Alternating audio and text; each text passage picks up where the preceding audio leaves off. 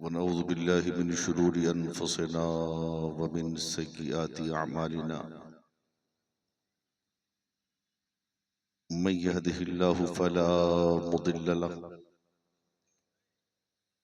व मन युद्लिल्हु फला हादिय लहु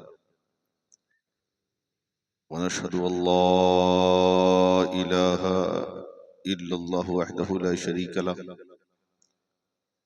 व नशहदु अन्न मुहम्मदन अब्दुहु व रसूलुहु अम्मा बाद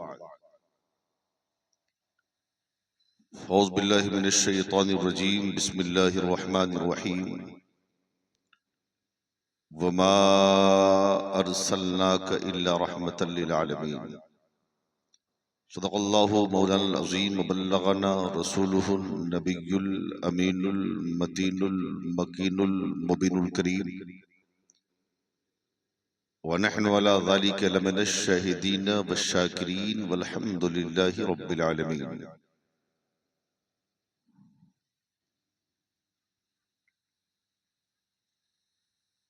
हुजूर पीर तरीक़त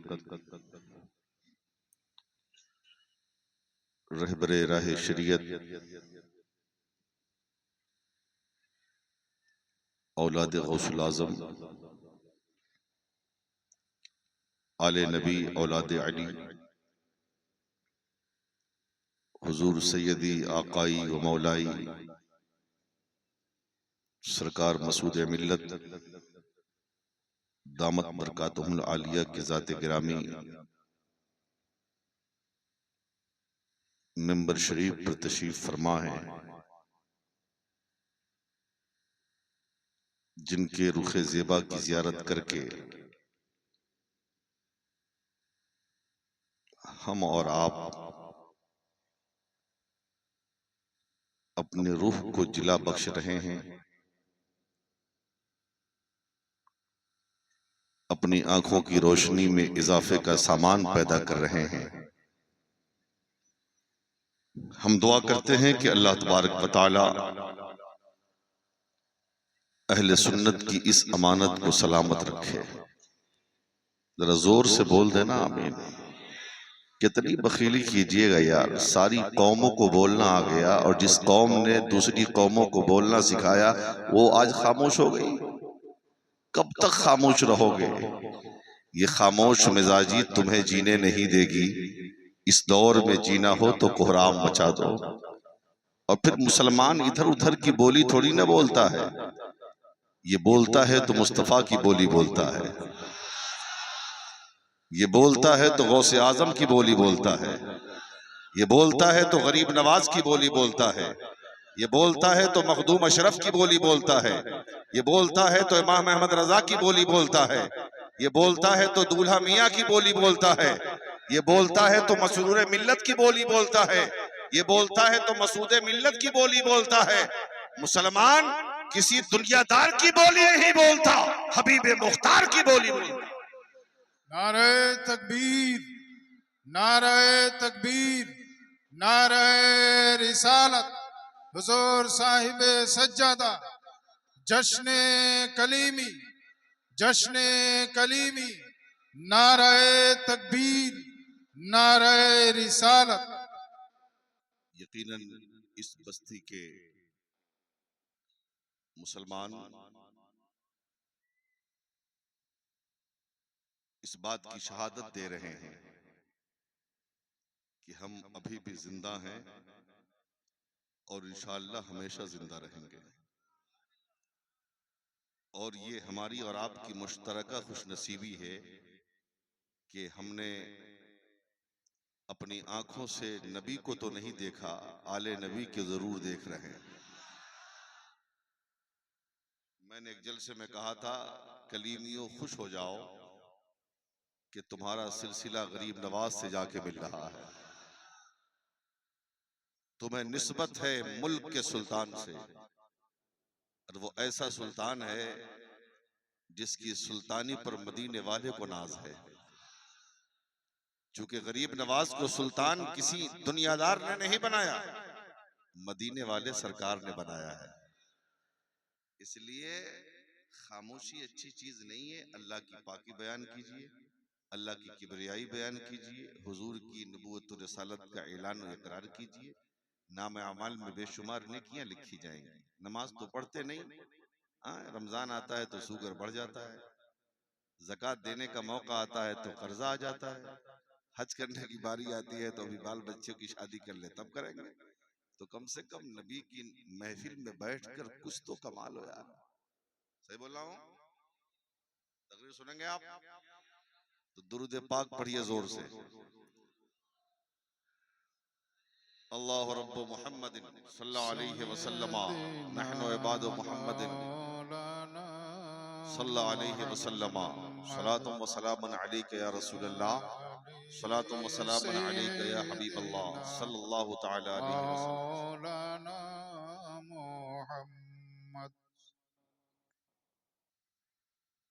जो सर काबे की जानिब, जो सर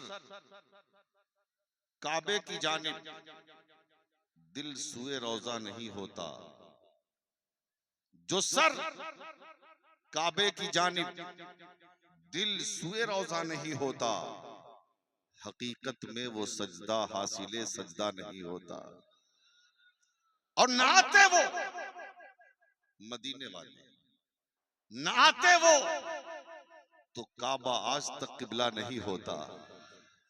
ना आते वो तो काबा आज तक किबला नहीं होता। अरे बुतों का घर ही रह जाता, खुदा खाना नहीं होता। बुतों का घर ही रह जाता, खुदा खाना नहीं होता। और कयामत तक पुकारा जाता यसरब दारे हुज़्न व गम। कयामत तक पुकारा जाता यसरब दारे हुज़्न व गम। बगैर आमद के उनकी वो शिफा खाना नहीं होता। और ये शेर तोहफे के तौर पे ले जाओ कि फरिश्ते कब्र में मुझसे न जाने पूछते क्या क्या। फरिश्ते कब्र में मुझसे न जाने पूछते क्या क्या। अगर सरकार का फौरन वहां आना नहीं होता, अगर सरकार का फौरन वहां आना नहीं होता। जो सर काबे की जानिब, दिल सुए रोजा नहीं होता, हकीकत में वो सजदा हासिले सजदा नहीं होता। और रहमत रसूल पाक की हर शय पे आम है, हर गुल में हर शजर में मोहम्मद का नाम है।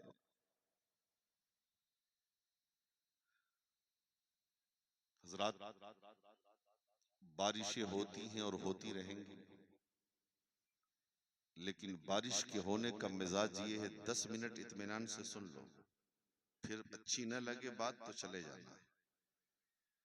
लेकिन मैं हुजूर का जिक्र करने लगा हूं, मदीने वाले का तज़किरा सुन के जाओ, ईमान में ताजगी पैदा हो जाएगी। बारिशें होती हैं और होती रहेंगी, लेकिन बारिश के होने का मिजाज ये है कि पूरी दुनिया में एक ही मर्तबा बारिश नहीं होती। अगर मालदा में बारिश हो रही है तो जरूरी नहीं कि फरक्का में बारिश हो। अगर फरक्का में बारिश हो रही है तो जरूरी नहीं कि कलकत्ता में बारिश हो। अगर कोलकाता में बारिश हो रही है तो जरूरी नहीं कि उड़ीसा में बारिश हो। अगर उड़ीसा में बारिश हो रही है तो जरूरी नहीं कि आंध्रा में बारिश हो। अगर आंध्रा में बारिश हो रही है तो जरूरी नहीं कि कर्नाटका में बारिश हो। अगर कर्नाटका में बारिश हो रही है तो जरूरी नहीं कि केरला में बारिश हो। अगर केरला में बारिश हो रही है तो जरूरी नहीं कि महाराष्ट्र में बारिश हो। अगर महाराष्ट्र में बारिश हो रही है तो जरूरी नहीं कि मध्य प्रदेश में बारिश हो। अगर मध्य प्रदेश में बारिश हो रही है तो जरूरी नहीं कि छत्तीसगढ़ में बारिश हो। अगर छत्तीसगढ़ में बारिश हो रही है तो जरूरी नहीं कि उत्तर प्रदेश में बारिश हो। अगर उत्तर प्रदेश में बारिश हो रही है तो जरूरी नहीं कि बिहार में बारिश हो। अगर बिहार में बारिश हो रही है तो जरूरी नहीं कि झारखंड में बारिश हो। तो जहां बारिश होती है उसी जमीन का सीना सैराब होता है। जहां बारिशें होती हैं उसी जमीन की तिश्नगी बुझती है। जहां बारिशें होती हैं उसी जमीन पे हरियालियां उगती हैं। जहां बारिशें होती हैं उसी जमीन की प्यास बुझती है। बिला तशबीह तमसील, ऐ बंगाल के सुन्नी मुसलमानों, मुझे कह लेने दो। अल्लाह ने आसमान का शामियाना तान दिया, जमीन का फर्श बिछा दिया, चांद और सूरज की लाइट लगा दी, सितारों के अंजुमन को पैदा फरमा दिया। फिर हजरत आदम नबीना अलैहिस्सलातु व तस्लीम से इंसानों की आमद का ऐसा सिलसिला शुरू होता है जो आज तक चल रहा है और क़यामत तक चलता रहेगा। लेकिन जब दुनिया में इंसानों की कसरत हुई, दुनिया में इंसानों की कसरत हुई, तो इस इंसान ने खुदाए वाहिद की परस्तिश के बजाय बेसाख्ता बुतों के सामने अपनी जबीन अबूदियत को झुकाकर बंदगी का सबूत पेश करना शुरू कर दिया। नतीजा ये निकला, कोई पत्थर को खुदा मान रहा है, कोई सूरज की तपिश को खुदा मान रहा है, कोई दरख्त की बुलंदी को खुदा मान रहा है, कोई पहाड़ की चोटियों को खुदा मान रहा है। बेसाख्ता बुतों के सामने कोई जबीन अबूदियत को झुकाकर अपना खालिक को मालिक तस्लीम कर रहा है।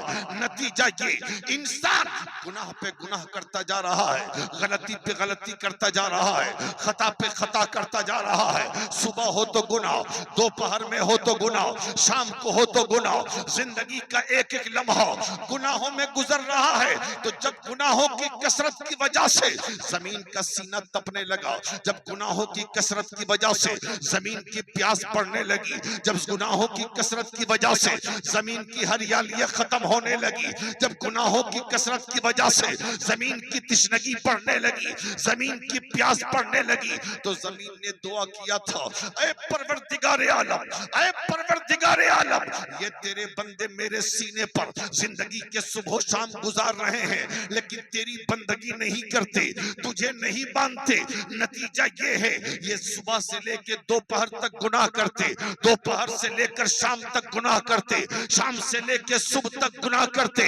इनकी जिंदगी का एक एक लम्हा गुनाहों में गुजरता जा रहा है, पाप में गुजरता जा रहा है, गलतियों में गुजरता जा रहा है। ऐ परवरदिगारे आलम, इनके गुनाहों की वजह से मेरी तिश्नगी बढ़ रही है, इनके पाप की वजह से मेरी हरियालियां खत्म हो रही हैं, इनके गुनाहों की वजह से मेरी प्यास बढ़ती जा रही है। ऐ मेरे परवरदिगार, कोई बारिश भेज दे जो बरसे तो मेरा सीना सैराब हो जाए, जो बरसे तो मेरे ऊपर हरियालियां उग जाए, जो बरसे तो मेरी प्यास बुझ जाए।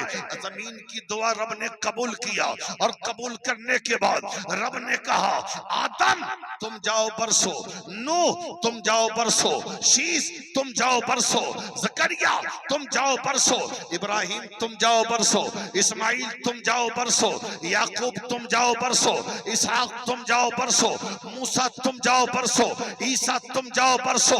आदम आते रहे बरसते रहे, नूह आते रहे बरसते रहे, शीश आते रहे बरसते रहे, जकरिया आते रहे बरसते रहे, यह्या आते रहे बरसते रहे, इब्राहिम आते रहे बरसते रहे, इस्माइल आते रहे बरसते रहे। लेकिन आदम आए एक इलाके पे बरस के चले गए, नूह आए एक इलाके पे बरस के चले गए, शीश आए एक इलाके पे बरस के चले गए, इब्राहिम आए एक इलाके पे बरस के चले गए, इस्माइल आए एक इलाके पे बरस के चले गए, मूसा आए एक इलाके पे बरस के चले गए, ईसा आए एक इलाके पे बरस के चले गए। तो जमीन ने दुआ किया, मौला इन बारिश के कतरों से मेरी सेहत पे कोई असर नहीं पड़ने वाला, कोई ऐसी बारिश भेज दे जो एक बार बरसे तो कायनात की जमीन सैराब हो जाए। तकबीर, नारे तकबीर, नारे रिसालत, नारे रिसालत, अजमते मुस्तफा, अजमते मुस्तफा, जश्ने कलीमी, जश्ने कलीमी, नारे तकबीर, नारे रिसालत। एक बार बरसे तो कायनात को सैराबी मिल जाए।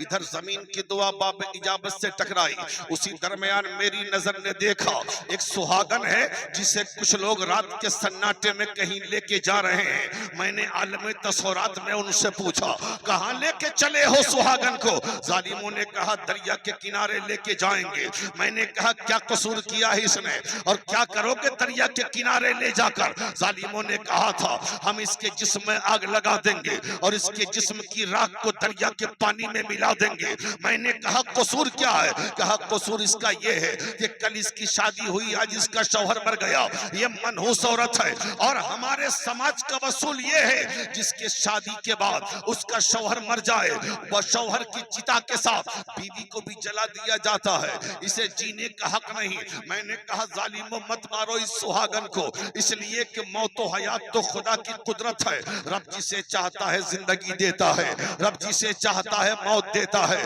और मौत इनाम ही इस चीज का है। जब मौत आती है तो बच्चे यतीम हो जाते हैं, जब मौत आती है तो बीवियां बेवा हो जाती है, जब मौत आती है तो मकान सूने हो जाते हैं, जब मौत आती है तो तमन्नाएं अधूरी रह जाती हैं। मत मारो इस सुहागन को। लेकिन जालिम लेके गए दरिया के किनारे, उस सुहागन के जिस्म में आग लगा दिया, उस चिराग को दरिया के पानी में मिला दिया। लेकिन सुहागन की रूह निकलते निकलते रब की बारगाह में दस्तक दे के कहती है, ऐ परवरदिगार आलम, जब हमें औरत बना के भेजा तो औरतों की इज्जत करने वाला मोहसिन इंसानियत भी भेज दे, रसूल आजम भी भेज दे। इधर सुहागन की दुआ बाबे इजाबत से टकराई। उसी दरमियान मेरी नजर ने देखा एक बाप है जो रात के सन्नाटे में अपनी बेटी को रात में लेके कहीं जा रहा है। हाल ये है कि उसके हाथ में फावड़ा है, कुदाल है। मैंने आलम तसौरात में उस बाप से पूछा, अरे तू कहां लेके जा रहा है अपनी बेटी को? अरे बेटियों को तो रात के सन्नाटे में माँ के कदमों से लिपट के सोने में मजा आता है, तो अपनी बेटी को कहां लेके गया जा रहा है? कहा कब्रिस्तान लेके जा रहा हूं। मैंने कहा कब्रिस्तान तो मुर्दों को ले जाया जाता है, जिंदों को नहीं, तेरी बेटी तो जिंदा है। कहा हमारे समाज का वसूल ये है, अगर बेटा पैदा हो तो दामने रहमत की हवा दिया करो, और बेटी पैदा हो तो नागन बन के नस्ल लिया करो। हम जिंदा दरगोर कर देंगे अपनी बेटी को। लेकिन जालिम बाप ले गया, अपनी बेटी को जिंदा दरगोर कर दिया। लेकिन बताओ बंगाल के जयालु और दयालु मुसलमानों, उस बेटी की रूह निकली होगी, उसने रब को आवाज दिया होगा कि नहीं? बेटी की रूह निकली, रब की आवाज बारगाह में हाजिरी दे के कहती है, ऐ मेरे पालनहार, मेरा कसूर क्या था, मेरी खता क्या थी, मेरी गलती क्या थी? तूने मुझे बेटी बना के भेजा, लेकिन मेरे बाप ने अपने हाथों से मेरा गला दबा दिया और जिंदा दरगोर कर दिया। ऐ परवरदिगार, मैं तो दब गई जमीन के नीचे, लेकिन मेरे मालिक मेरी दुआ को कबूल कर ले। अब कोई बेटियां दबाई ना जाए, अब बेटियों का गला दरगोर, बेटियों को गला दरगोर करके मारा ना जाए। ऐ पालनहार, अब कोई ऐसा बाप भेज दे जो बेटी को सीने से लगाकर बेटी का मकाम बता दे। अल्लाह अल्लाह, इधर जमीन की दुआ कबूल हुई, इधर इधर इधर सुहागन की दुआ कबूल हुई, इधर बच्ची की दुआ कबूल हुई, तो कुफ्र पर एक दिन मशीयत को जलाल आ ही गया, मेरे आका की मोहब्बत का सवाल आ ही गया।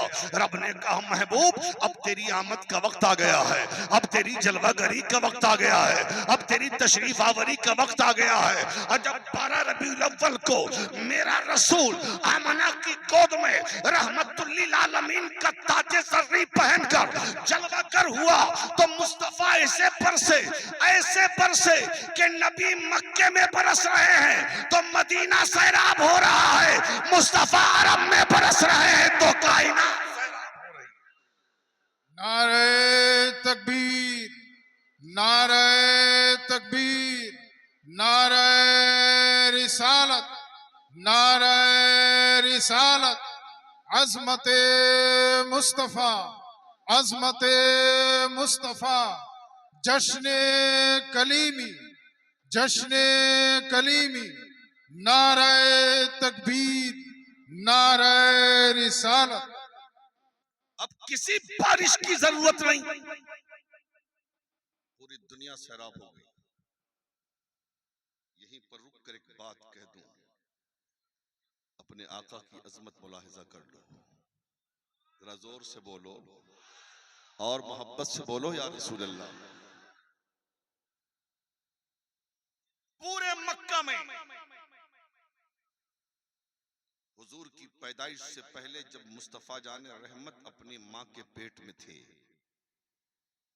पूरे मक्का में यह बात मशहूर हो गई कि सरदार मक्का हजरत अब्दुल मुत्तलिब की बहू हजरत आमना समाज में यह था कि जिनके शौहर का इंतकाल हो जाए वो खुशबू नहीं लगा सकती, क्योंकि वो बेवा है। और हजरत आमना के बारे में यह मशहूर हो गया कि आमना इतनी कीमती खुशबू लगाती है कि जो खुशबू मक्के की मार्केट में दस्तयाब भी नहीं। वजह ये कि आमना जहां जाती है वो जगह खुशबूदार।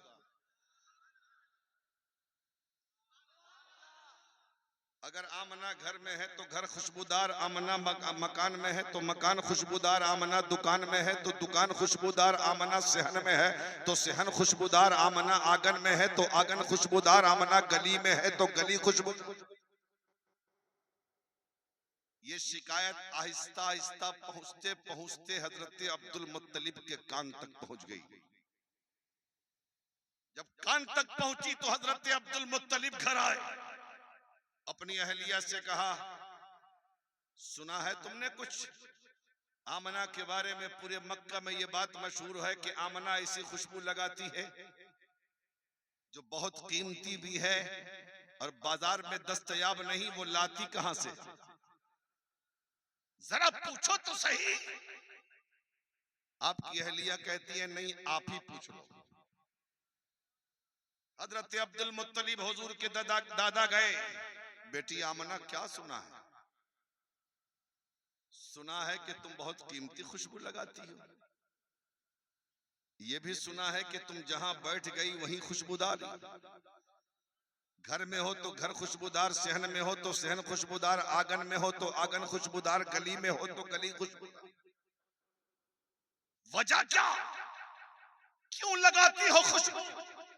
हजरत सैयदा आमना कहती है, सरदार मक्का, सच्चाई यही है कि मैंने आज तक अपने शौहर के इंतकाल के बाद कभी खुशबू लगाया ही नहीं है। जोर से बोले, जोर से। कभी खुशबू लगाया नहीं है। अब्दुल मुत्तलिब कहते हैं, फिर ये क्या माजरा है? जो तुम्हारे बगल से गुजर जाए वो खुशबूदार हो जाता है। अगर तुम घर में हो तो घर खुशबूदार है, अगर तुम कमरे में हो तो कमरा खुशबूदार है, अगर सेहन में हो तो सेहन खुशबूदार है, अगर आंगन में हो तो आंगन खुशबूदार है। आखिर ये खुशबू कहां से आ रही है? तो सैयदा आमना कहती है, ऐ सरदारे मक्का, ये खुशबू मेरे लगाने से नहीं, ये खुशबू उस बच्चे की खुशबू है जो मेरे पेट में पल रहा है।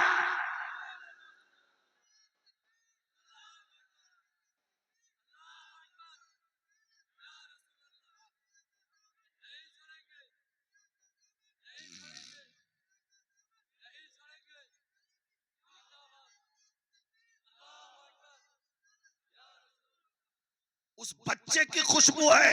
अब बताओ मुसलमानों, जब मेरा रसूल माँ के पेट में हो और जमाने को खुशबू बिखेर रहा हो, वो जब दुनिया में आया होगा तो कितनी खुशबू फैली होगी, कितनी खुशबू फैली। अरे खुशबू तो मियाँ इतनी फैली कि थोड़ा सा छींटा बगदाद गया तो बगदाद खुशबूदार हो गया, थोड़ा सा छींटा अजमेर गया तो अजमेर खुशबूदार हो गया, थोड़ा सा छींटा किठौचा गया तो किठौचा खुशबूदार हो गया, थोड़ा सा छींटा कटरा गया तो कटरा खुशबूदार हो।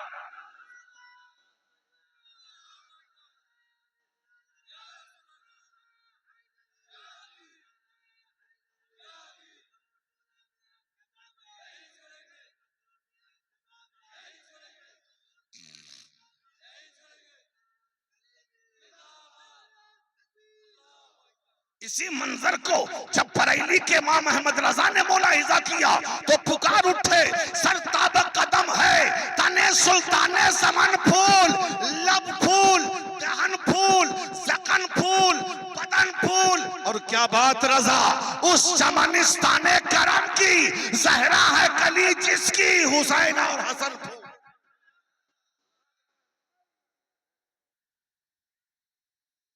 ये खानदान ही खुशबू वाला है। और सरकार मसूद मिल्लत की खुशबू ने पूरे बंगाल को खुशबूदार बना दिया। बंगाल वालों, अपनी किस्मत पे नाज करो। कोई कुछ बकता रहे उससे कोई मतलब नहीं, हमारे हाथों में आले रसूल का दामन है।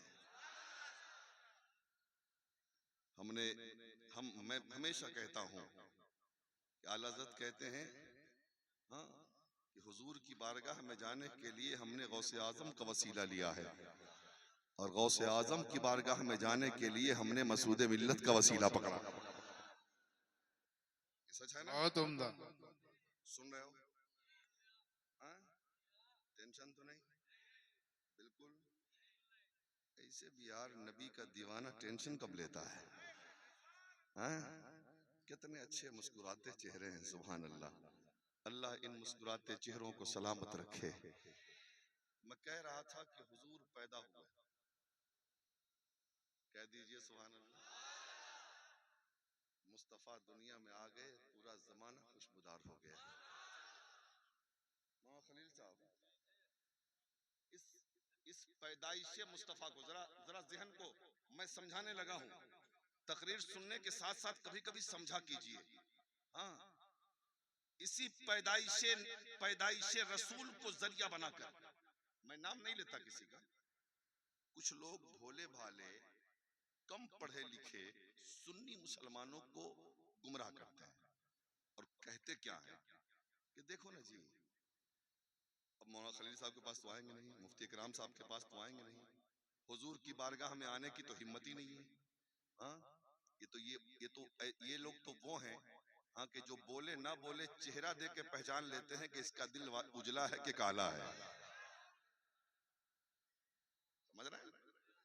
हाँ, तो ये लोग जो है ना, जो देखते हैं ना भोले भाले, जो कुछ नहीं जानता, उसके सामने जाएंगे और एक बात कहेंगे, सुनिएगा समझिएगा, कि देखो ना जी हुजूर भी पैदा हुए, कहेंगे देखो हम नबी की तरह, माज़अल्लाह हम नबी की तरह, सीधे कह देते हैं हम नबी की तरह। अब पूछ दे कैसे, देखो ना हुजूर पैदा हुए, हाँ पैदा हुए, हम भी पैदा हुए, हुजूर भी माँ के पेट में रहे, हम भी माँ के पेट में रहे, हुजूर को भी माँ ने जन्म दिया, हमें भी माँ ने जन्म दिया, इसलिए हम हुजूर की तरह हो गए। सीधे ये दलील देकर अपने आप अपनी बात मनवाने की ये जालिम कोशिश करते हैं। हाँ, लेकिन जब ये कहा तो आइए हम अपनी बातों से जवाब नहीं देंगे, आइए हम उनसे पूछते हैं जिनके पेट में मुस्तफा 9 महीने रहे। आइए सैयदा आमना से पूछ ले, इसलिए कि सैयदा आमना से बेहतर कौन बताएगा, है ना? सैयदा आमना से पूछ ले, ऐ नबी की अम्मी जान सैयदा आमना, कुछ जालिम लोग मुस्तफा जाने रहमत को, आपके नूरे नजर को, आपके लगते जिगर को अपनी तरह इसलिए कहते हैं, वो कहते हैं कि हम भी पैदा हुए, नबी भी पैदा हुए, हमें भी माँ के पेट में रखा, नबी को भी माँ ने पेट में रखा, हमें भी औरत ने जन्म दिया, नबी को भी औरत ने जन्म दिया, इसलिए हम नबी की तरह हो गए, अब फैसला आप कर दीजिए।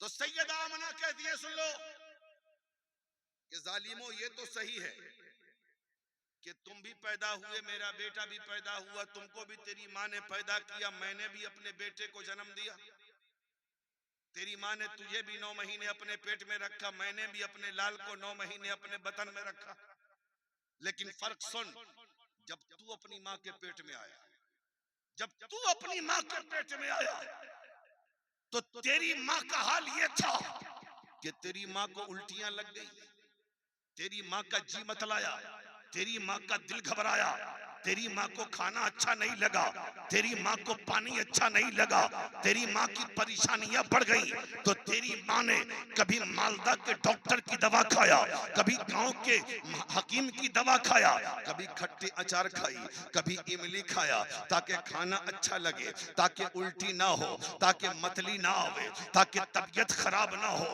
हजरत सैयदा आमना कहती है, जालिम जब तू अपनी माँ के पेट में आया तो तेरी माँ को उल्टियां लग गई, तेरी माँ का जी मतलाया, तेरी माँ का दिल घबराया, तो तेरी माँ ने डॉक्टर की दवा खाया, कभी खट्टा अचार खाया, कभी इमली खाया, लेकिन सुन, जब मेरा मोहम्मद मेरे पेट में आया और जितने अरसा मेरा लाल मेरे पेट में रहा, उस दरमियान खाना खाकर मुझे ठेकार भी आती थी, तो उस ठेकार से मुझको अंबर की खुशबू। नारे तकबीर, नारे रिसालत, अजमत मुस्तफ़ा, शान मुस्तफ़ा, अजमत मुस्तफ़ा, जश्न कलीमी, जश्न कलीमी, नारे तकबीर, नारे रिसालत।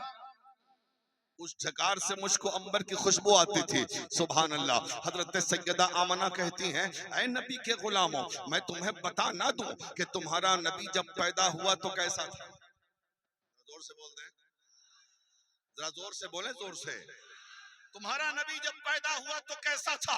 ऐ सैयदा आमना बता दीजिए, जब मेरे आका दुनिया में तशरीफ लाए तो कैसे थे? हजरत सैयदा आमना कहती है, लम्मा वदा तो वलदी मोहम्मद, ऐ नबी के गुलामों, मैंने जब अपने बेटे मोहम्मद को जन्म दिया, वदा तो मकहूलन मदहूनन मुतय्यबन मसरूरन मखतूनन साजिदन लिल्लाह व राफियन यदैया इला समा।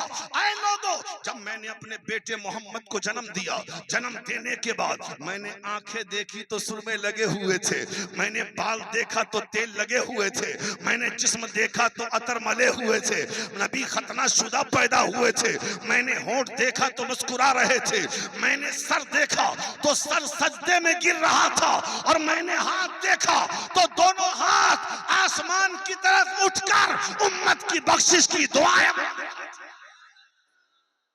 अल्लाह अल्लाह अल्लाह, समझ में आ रहा है? हजरत सैयदा आमना कहती है, लम्मा वदात वलदी मोहम्मदा, जब मैंने अपने बेटे मोहम्मद को जन्म दिया, वदातहु मकहूलन, आंखें देखी तो सुरमे लगे थे, मदहूनन, बाल देखे तो तेल लगे थे, मुतय्यबन, जिस्म देखा तो अतर लगे हुए थे, मसरूरन, मुस्तफा मुस्कुराते हुए पैदा हुए थे, मखतूनन, नबी खतना शुदा पैदा हुए थे, साजिदन लिल्लाह, और पैदा होते ही नबी रब को सजदा कर रहे थे, वराफियन यदैया इला समा, और दोनों हाथ आसमान की तरफ उठकर उम्मत की बख्शिश की दुआएं मांग रहे थे। दुनिया में कोई ऐसा बच्चा है जो ऐसे पैदा हुआ हो, ऐसे पैदा हुआ हो? सैयदा आमना कहती है, जालिम, जब तू पैदा हुआ था तो खून निकला था, मुस्तफा पैदा हुए थे तो नूर निकला था। कहीं खून वाला नूर वाले के बराबर हो सकता है? नूर वाले के बराबर हो सकता है? इसीलिए तो हम सुन्नी कहते हैं ना कि अब मेरी निगाहों में जचता नहीं कोई, अब मेरी निगाहों में जचता नहीं कोई,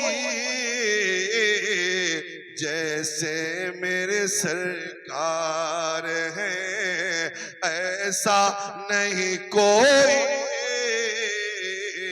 जैसे मेरे सरकार है ऐसा नहीं कोई।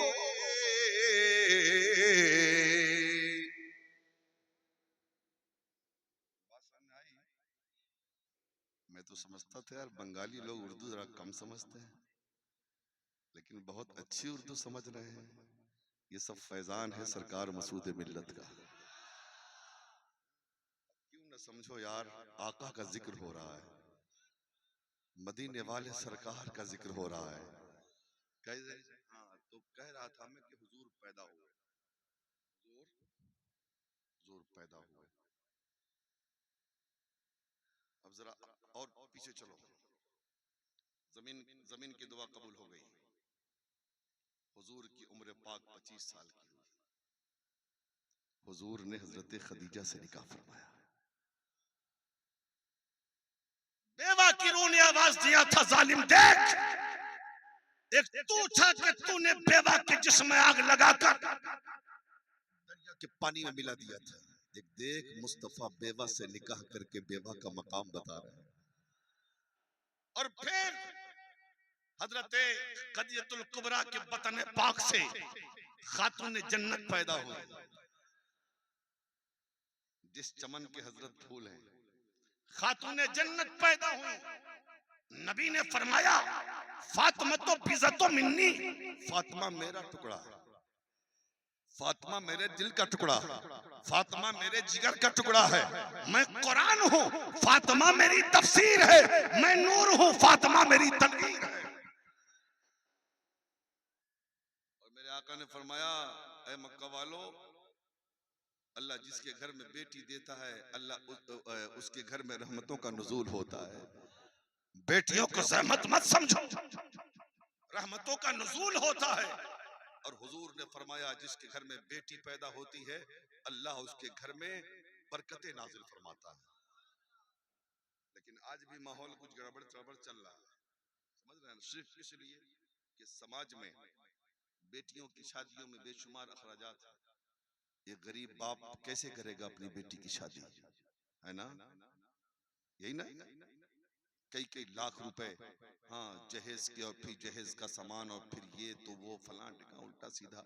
बदलो अपने आप को, बदलो, बदलो, बदल गए, बहुत सारे इलाके बदल गए, लेकिन हम ना बदल सके। बदलो अपने आप को। जब बदलोगे ना तो गरीब की बेटियां बाप की दहलीज पर बूढ़ी नहीं होंगी, उनका भी निकाह होगा। समझ रहे हैं? जरा जोर से बोल दो और मोहब्बत से बोलो, मोहब्बत से। तो मैं अर्ज ये कर रहा था कि हुजूर तशरीफ फरमा है, हुजूर तशरीफ फरमा है। जरा बेटियों के बारे में सुन लो जरा, ताकि दिल में इत्मीनान हो जाए तुम्हारे। हुजूर तशरीफ फरमा है, आका फरमाते हैं, ऐ मेरे सहाबा, अल्लाह ने जिसको 3 बेटी दिया, उस 3 बेटी की सही तालीम और तरबियत माँ बाप ने की, और उसके बाद जब बड़ी हो जाए तो उसकी शादी करके इज्जत के साथ उसको उसके ससुराल पहुंचा दिया। अल्लाह ताला इन तीनों माँ बाप, इन 3 बेटी के माँ बाप को बिला हिसाबो किताब जन्नत में दाखिल फरमाएगा। एक साहबी और खड़े हो गए, या रसूल अल्लाह, 3 बेटी वाले तो जन्नत में जाएंगे, 2 बेटी वालों का हाल क्या होगा?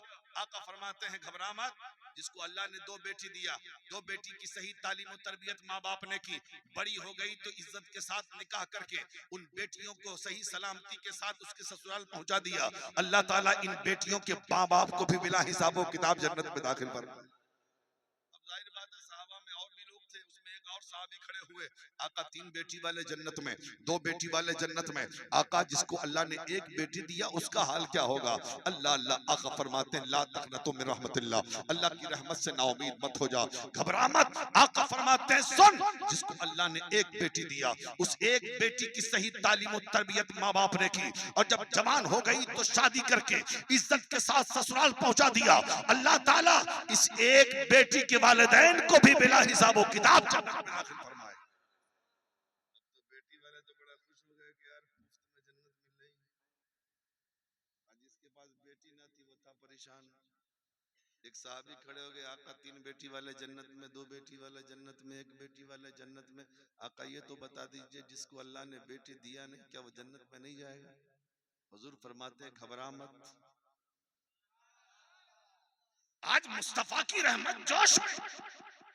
आका फरमाते हैं, मेरे सहाबा, 3 बेटी वाले जन्नत में, 2 बेटी वाले जन्नत में, 1 बेटी वाले जन्नत में।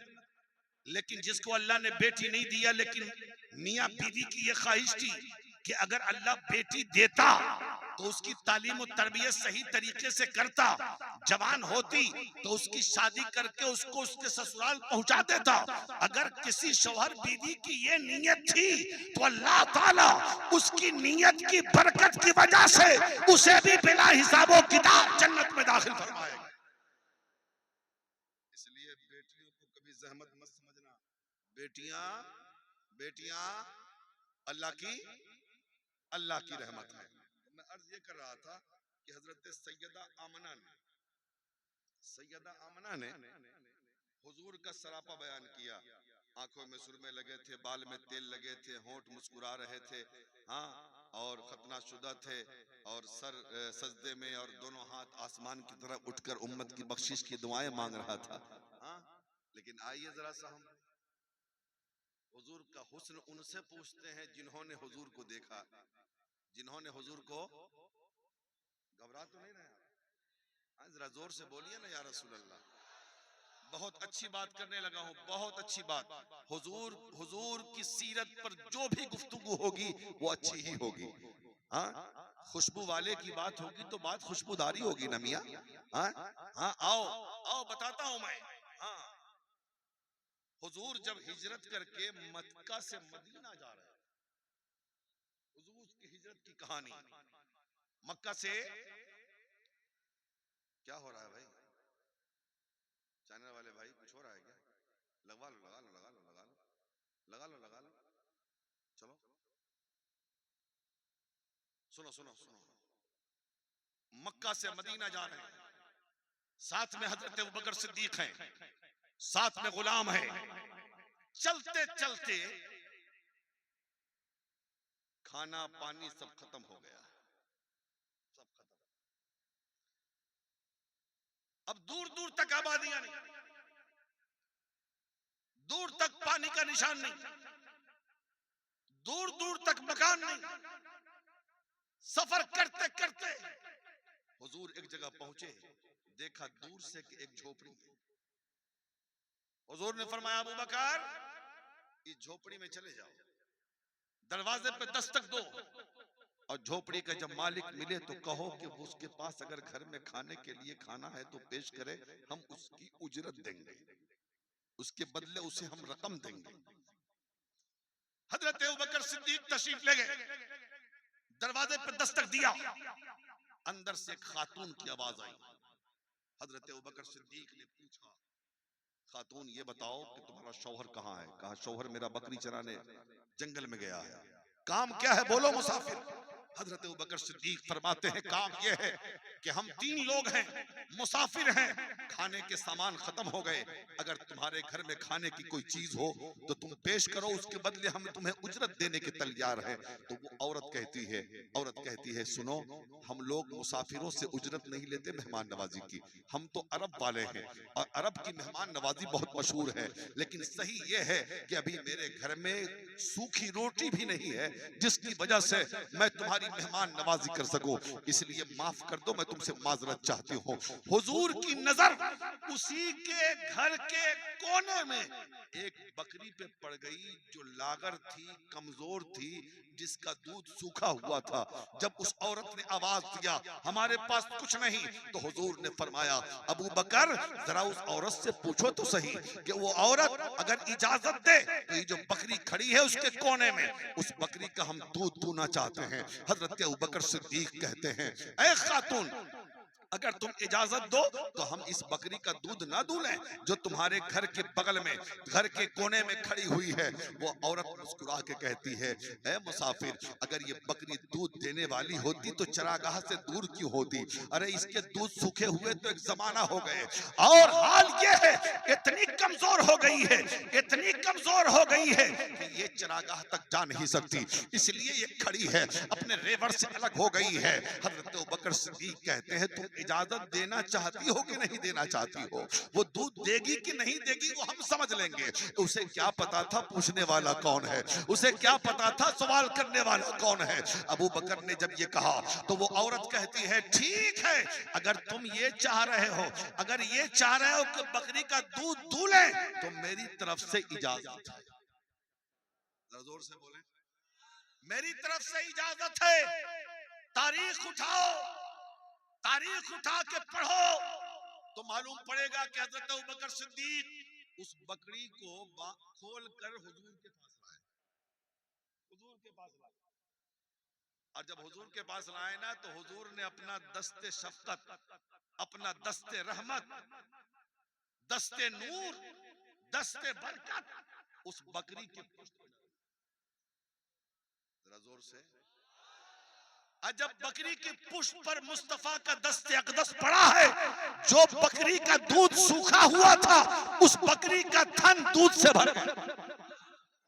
आका फरमाते हैं अबू बकर दूध निकालो। अल्लाह अल्लाह, अब दूध निकलना शुरू हुआ, उस औरत के घर के सारे बर्तन भर गए। आका फरमाते खातून तुम भी पियो। उसका बेटा था, कहा उसको भी पिलाओ, हमारी मेहमान नवाजी का भी इंतजाम हो गया।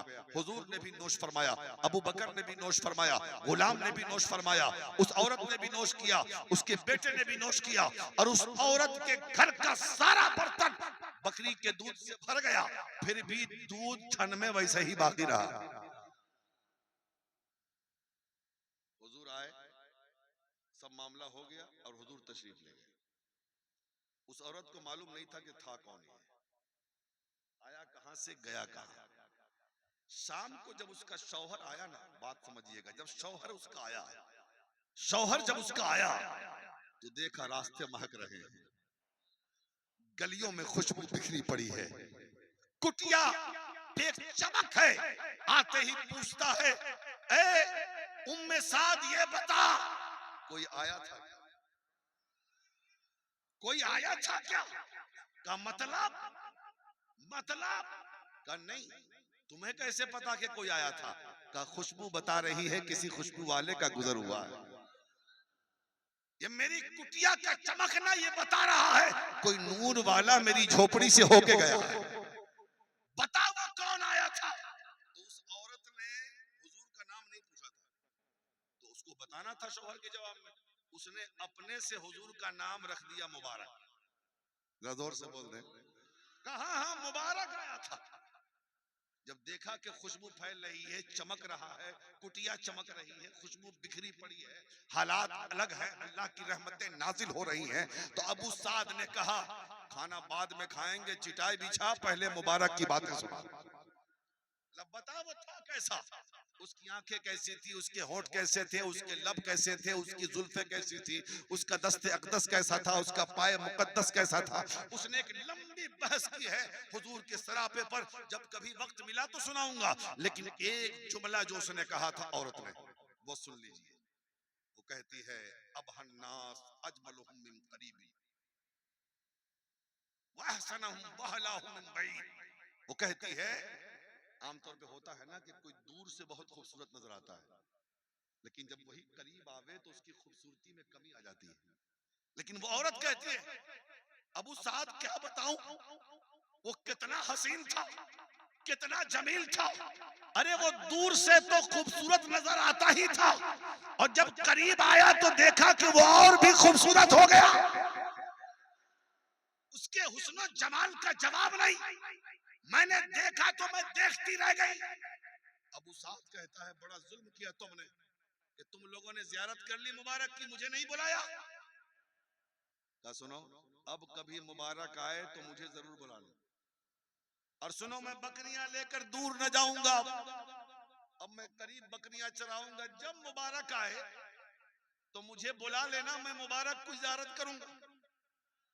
अब रोज अबू साद इस फिक्र में दूर बकरी लेके नहीं जाता कि आज मुबारक आएगा, कल मुबारक आएगा, परसों मुबारक आएगा, रोज मुस्तफा का इंतजार। अब शाम को जब आता ना मुबारक वो अबू साद, तो शौहर बीवी बीवी बीवी जाती खाना देने, बीवी जाती खाना देने, बीवी जाती कि मुंह हाथ धो लो हम खाना लगा दें, तो वो कहता उम्मे साद चिटाई बिछाओ, खाना बाद में खाएंगे, पहले मुबारक की बातें सुनो। जोर से गोया के अगर सुन्नी अल्फाज में कह लिया जाए तो रोज उम्मे साद के घर में मुस्तफा की मिलाद पढ़ी जा रही थी। समझ रहे हैं? अब तो वो वक्त आगे बढ़ता रहा। एक दिन उस खातून को कुछ सौदा लेने, कुछ सामान लेने के लिए बगल की मार्केट में जाना हुआ, वहां चली गई। वो सामान मिला नहीं, सौदा मिला नहीं, तो वो मदीने के बाजार में चली गई। जोर से बोले, मदीने के बाजार में चली गई। अभी सामान देख ही रही थी कि बगल से हजरत अबू बकर सिद्दीक का गुजर हो गया। तो छोटा सा बच्चा था ना उस औरत का, उसकी नजर हजरत अबू बकर सिद्दीक पे पड़ गई। जब पड़ी ना तो उस बच्चे ने क्या कहा, गौर से सुनना। वो बच्चा कहता है या उम्मा, या उम्मा हाज़ा रजुलुल लज़ी काना माल मुबारक। अम्मी जान, ये वही मर्द है ना जो उस दिन मुबारक के साथ, जोर से बोले, जोर से, जो मुबारक के साथ था। जब औरत ने देखा हाँ यही तो है, चल चल के पूछते हैं मुबारक का पता, मुबारक है कहाँ। अब दोनों दौड़ते हुए गए अबू बकर सिद्दीक के पास, आगे से रास्ता घेर लिया। औरत ने पूछा ये बताओ मुबारक कहाँ है? अब चूंकि मुबारक तो नाम उसने खुद रखा था ना, हजरत अबू बकर सिद्दीक को भी नहीं पता था कि मुबारक किसको कह रहे हैं। कहा कौन मुबारक? अरे वही जिसने बकरी की पुष्ट पे हाथ रखा था तो थन में दूध उतर आया था। वो समझ गए कि ये हुजूर की बातें कर रहे हैं। कहा चलो तुम्हें मुबारक से मिलाता हूँ। आहा, जरा जोर से बोले, चलो तुम्हें मुबारक से मिलाता हूँ। अल्लाह अल्लाह। हुजूर मस्जिद नबवी में सहाबा को दीन सिखा रहे थे, इस्लाम सिखा रहे थे, लोगों को कुरान पढ़ा रहे थे। मुस्तफा जाने रहमत के पास जब ये दोनों गए ना, तो दरवाजे पे जब गए तो बच्चे ने कहा अम्मी जान देखो ना मुबारक बैठा हुआ है। जाके कदमों में जाके बैठ गए, इस्लाम कबूल किया, हुजूर ने इनाम दिया, बहुत सारे तोहफे दिए सरकार ने। और फिर जब वो लोग शाम को अपने घर आ गए, जब घर आए ना, अब फिर शौहर जब बकरी लेने आया, लेके आया, तो फिर कहा कि आज फिर कुटिया चमक रही है, आज फिर खुशबू फैल रही है। कहा फिर तुमने हम पे जुल्म किया है। कहा कैसा जुल्म? कि आज फिर मुबारक आया था लेकिन तुम लोगों ने बताया नहीं। तो औरत कहती है नहीं, हम मुबारक तो नहीं आया था, लेकिन हम मुबारक से मिल के आए, हम मुबारक को देख के आए हैं। शौहर कहता है कौन है मुबारक? बंगाल वालों जुमला नोट करना। वो औरत कहती है अरे वही जिसे जमाना मोहम्मद कहता है, हम उसे मुबारक कहते हैं। नारे तकबीर, नारे तकबीर, नारे रिसालत, अजमत मुस्तफा, अजमत मुस्तफा, फैजान कलीमी, फैजान कलीमी, जश्न कलीमी कॉन्फ्रेंस। नारे तकबीर, नारे रिसालत। हुजूर के दस्ते मुबारक की बरकत का ये रहा कि एक बकरी ज्यादा से ज्यादा 7 साल तक जिंदा रहती है। वो कैसे कह रहा हूँ? हजरत इमाम आजम के जमाने में एक बकरी चोरी हो गई। हजरत इमाम आजम को जब मालूम हुआ ना कि किसी की बकरी चोरी हो गई, हजरत इमाम आजम ने बकरी के जानकारों से पूछा ये बता बकरी कितने दिन तक जिंदा रहती है? तो उसने कहा कि बकरी ज्यादा से ज्यादा 7 साल तक जिंदा रहती है। हजरत इमाम आजम का तकवा ये था कि इमाम आजम ने फरमाया था कि 7 साल तक मेरे घर में बकरी का गोश्त मत लाना बाजार से। क्यों? इसलिए कि हो सकता है वही चोरी की हुई बकरी मुझे बाजार में काट दी जाए और उस बकरी का गोश्त मेरे घर में आए। ये इमाम आजम का तकवा था। वो 7 साल बकरी जिंदा रहती है ना, लेकिन हुजूर का दस्त मुबारक पड़ा है तो बकरी कितने साल जिंदा रही? आमुर रेमात, जो हजरत फारूक आजम के जमाने में एक कहत पड़ा था जिसे आमुर रेमात कहते हैं, उस कहत तक उस बकरी की तारीख मिलती है कि मक्का और मदीना के अरब के सारे जानवरों के दूध सूख गए, लेकिन तन्हा ये बकरी थी जिसके बकरी से दूध, जिस बकरी से दूध जारी था, जिस बकरी के थन में दूध निकल रहा था। ये हुजूर के दस्ते शफकत की बरकत का नतीजा रहा। 10 साल हिजरत के, 2.5 साल हजरत फारूक अबू बकर सिद्दीक की जिंदगी के, खिलाफत के, और फिर 10 साल हजरत फारूक आजम, और उसी बीच में ये कहत पड़ा था। उसके बाद तारीख खामोश है इस बकरी के ताल्लुक से। तो पता चला मेरे हुजूर के दस्ते मुबारक की बरकत देख लो। समझ रहे हैं? अच्छा लग रहा है? समझ रहे हो आप? एक बात और सुन लो, मैं अपना वक्त देख रहा हूँ, 2-4 मिनट और सुन लो, 2-4 मिनट। देखिए हुजूर पैदा हुए तो आंख में सुरमे लगे थे। बच्चे पहले भी पैदा होते थे, बच्चे अब भी पैदा हो रहे हैं। आपके यहाँ पैदा होते कि नहीं होते हैं? अरे बोलिए ना, होते हैं ना बच्चे पैदा? हाँ, पैदा बच्चे होते हैं, लेकिन पहले की पैदाइश और अभी की पैदाइश में फर्क ये है कि पहले आम तौर पे नॉर्मल पैदाइश होती थी, कोई डॉक्टर नहीं, कोई हकीम नहीं, कोई चेकअप नहीं, कोई टॉनिक नहीं, कोई इंजेक्शन नहीं, सारा काम भी औरतें करती थी, और फिर बच्चा भी सेहतमंद होता था और पैदाइश भी आसानी से हो जाती थी। और आज सारा काम रेडीमेड, रोटी पकाने की मशीन, मसाला पीसने की मशीन, कपड़ा धोने की मशीन, समझे ना? अब तो खाना खिलाने वाली मशीन भी आने वाली होगी। हाँ, औरतों को इतना आराम मिलेगा, कोई काम करती नहीं है। उसके बाद ले डॉक्टर तो डे डॉक्टर, ये चेकअप वो चेकअप। अल्लाह खैर करे, इस जमाने में अगर किसी को नॉर्मल पैदाइश होती है तो अल्लाह का बहुत बड़ा फजल है, नहीं तो आम तौर पे हाँ वो बड़े ऑपरेशन से बच्चे पैदा होते हैं। समझ रहे हैं ना? कल जब पैदाइश होती थी ना तो गांव मोहल्ले की दाइयाँ होती थी जो बच्चे को साफ करती, नहलाती, आंखों में काजल सुरमा लगाती वगैरह वगैरह करती। आज भी जब बच्चे पैदा होते हैं तो वो नर्सिंग होम में, हॉस्पिटल में नर्सें होती हैं, डॉक्टर, लेडीज डॉक्टर होती हैं, जो वो बड़े बड़े दास्ताने अपने दोनों हाथ में पहनकर वो बच्चे को जब पैदा होती है ना तो लेती हैं और फिर उसको साफ करती, नहलाती हैं, आंखों में सुरमा वगैरह जो भी लगाना हो लगाती हैं। हाँ, जरा उस लेडीज डॉक्टर से पूछो, ये बताओ कि तुमने ये बड़े बड़े दास्ताने क्यों पहन रखे हैं? वो ये कहेंगे इसलिए कि बच्चे के जिस्म में खून है, पीप है, जरासीम लग जाएंगे। जब हुजूर पैदा हुए तो मक्का की कुछ दाइयां मौजूद थी, अल्लाह अल्लाह, उसने हुजूर को आम बच्चों की तरह समझकर सोचा कि इसे भी आम बच्चों की तरह नहलाया जाए, आंखों में सुरमा लगाया जाए। आवाज आई रब की, ऐ मक्का की औरतों, इस बच्चे को आम बच्चा मत समझना, इस बच्चे को आम बच्चा मत समझना, इसलिए कि ये बच्चा पाक होने नहीं गया है, जमाने को पाक करने गया। और सुनो, अल्लाह फरमाता है अगर हुजूर के आंख में सुरमा लगा दिया होता मक्का की औरतों ने तो हो सकता था कोई आज दुश्मन कहता कि देखो हुजूर के हुस्न में कमी रह गई थी कि मक्का की औरतों ने सुरमा लगाकर हुस्न की कमी को पूरा कर दिया। रब फरमाता है जालिम, हम तुम्हें बोलने का मौका ही नहीं देंगे। महबूब मेरा सुरमा तुम लगाओ, महबूब मेरा तेल तुम लगाओ, महबूब मेरा इत्र तुम लगाओ, ऐसा हो ही नहीं सकता है। मैंने सुरमा भी लगाकर, इत्र भी लगाकर, तेल भी लगाकर महबूब को सजा सवार कर दुनिया में भेजा। अब महबूब को सजने संवरने की जरूरत नहीं है, इसीलिए तो मुस्तफा उस हसीने हुस्ने कायनात का नाम है जैसा हसीन रब ने किसी को पैदा ही नहीं किया। इसलिए जिसने देखा उसने गर्दन कटा दी हुजूर के नाम पे, उसने सब कुछ लुटा दिया हुजूर के नाम पे। मुसलमान तू कब लुटाएगा मुस्तफा के नाम पे? हाँ? जलसा तो कर ले, जलसा सुन लो, हाँ? लेकिन चलो मस्जिदें तुम्हें आवाज दे रही है, चलो जुस्तान में लपेटा हुआ कुरान तुम्हें आवाज दे रहा है, रख ले अपने चेहरे पे मुस्तफा की सुन्नत, दीन की तरफ आओ, इस्लाम की तरफ आओ, बुला रहा है इस्लाम तुम्हें।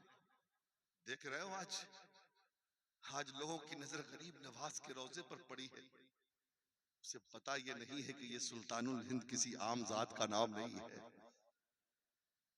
आम जात का नाम नहीं।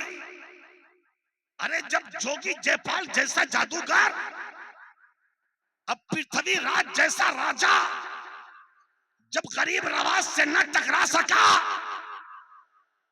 तो आज कोई दुश्मन क्या टकराएगा?